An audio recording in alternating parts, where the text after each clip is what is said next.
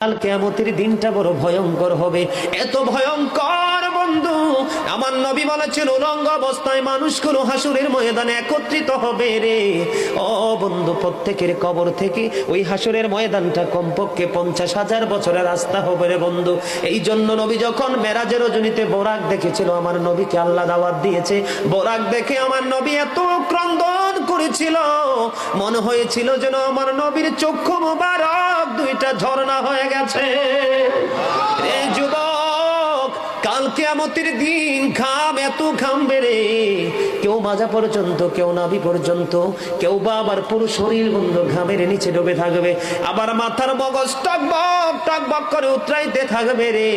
আল্লাহ বলেছেন লা ইয়ামুতু, people will not die that day, সেদিন মানুষ আর মরতে পারবে না।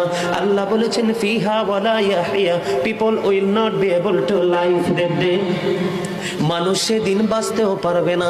আবার আল্লাহ বলেছেন অমাহুম আনহা বিগাইবিন, people will not be able to escape that day, সেদিন মানুষ সেখান থেকে পালিয়ে যেতেও পারবো না রে। দুর্গাপুরের যুবক, হাদিস শরীফের মধ্যে এসেছে কাল কিয়ামতের দিন আল্লাহর আরশের ছায়া ছাড়া কোনো ছায়া থাকবে না।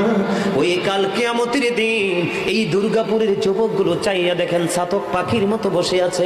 আমার কাছে এত সুন্দর লাগে রে যুবক, আমার হৃদয়টা ঠান্ডা হয়ে গেছে, কলিজা ছুঁয়ে গেছে তোমাদের উপস্থিতি এবং মনোযোগ। আল্লাহ রাব্বুল আলামিন হাদিস শরীফের মধ্যে এসেছে কাল কিয়ামতের দিন আর 7 শ্রেণীর মানুষকে আল্লাহর আরশের ছায়ার নিচে জায়গা দিবে রে।